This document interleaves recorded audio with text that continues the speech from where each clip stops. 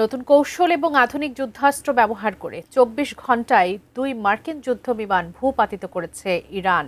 তেহরানের এমন দাবির পরই মধ্যপ্রাচ্যে চলমান উত্তেজনা আরও এক ধাপ বেড়ে যায়।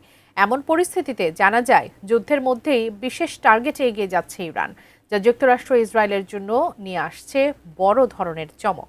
এমন হুঁশিয়ারি বার্তা দিয়েছে ইরান। বিস্তারিত জানাচ্ছেন শেখ ফরিদ।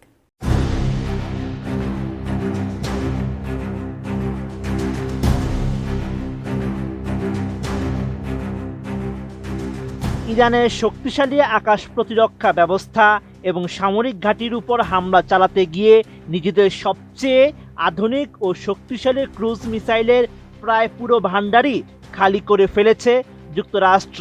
পরিস্থিতি এতটাই বেগতিক যে বিশ্বের অন্য অঞ্চলে সম্ভাব্য যে কোনো বড় যুদ্ধ মোকাবেলার জন্য সংরক্ষিত মজুদ থেকেও এখন এই দূরপাল্লার বিধ্বংসী মিসাইলগুলো সরাতে বাধ্য হচ্ছে ওয়াশিংটন। ৩২ ইঞ্চি জেভিকো টিভি এখন মাত্র ১৫,০০০ টাকায়, সাথে পাচ্ছেন ৩ বছরের প্যানেল ওয়ারেন্টি। মার্কিন যুদ্ধ মন্ত্রণালয়ের তথ্য অনুযায়ী চলমান এই যুদ্ধ শুরু হওয়ার ঠিক আগে যুক্তরাষ্ট্রের কাছে সব মিলিয়ে ২৩০০টি JASSM ER ক্রুজ মিসাইলের শক্তিশালী মজুদ ছিল, কিন্তু যুদ্ধের প্রথম ৪ সপ্তাহেই তারা অন্তত ১,০০০টির বেশি মিসাইল খরচ করে ফেলেছে। এমন পরিস্থিতিতে চলমান যুদ্ধে পরিকল্পনা ও সুনির্দিষ্ট লক্ষ্যবস্তুর তালিকা অনুযায়ী তেহরান এগিয়ে যাচ্ছে বলে জানিয়েছেন ইরানের একজন নিরাপত্তা কর্মকর্তা।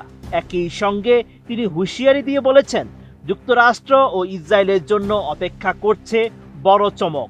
৫ এপ্রিল এক প্রতিবেদনে এমন তথ্যই উঠে এসেছে ইরানি সংবাদ মাধ্যম তাসনিম নিউজ এজেন্সিতে। নিরাপত্তা কর্মকর্তার বরাত দিয়ে ইরানি সংবাদ মাধ্যমটি জানায়, যুক্তরাষ্ট্রের লক্ষ্যবস্তু যথাযথ নয়। ইরানের সেতুতে মার্কিন প্রেসিডেন্ট ডোনাল্ড ট্রাম্পের হামলার হুমকিকে হাস্যকর বলে উল্লেখ করেন তিনি।